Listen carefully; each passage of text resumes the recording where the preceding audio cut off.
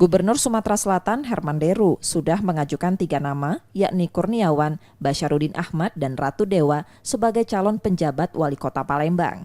Nama Sekda Kota Palembang, Ratu Dewa, menjadi kandidat terkuat untuk mengisi posisi penjabat wali kota.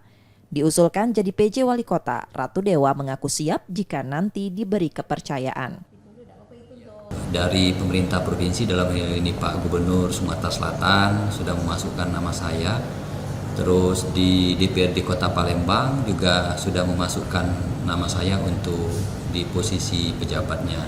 Ya karena ini mau tidak mau, karena suatu tugas, suatu amanah dari pimpinan, kalaupun itu diberikan kepada kita, ya insya Allah bisa kita laksanakan dengan sebaik-baiknya.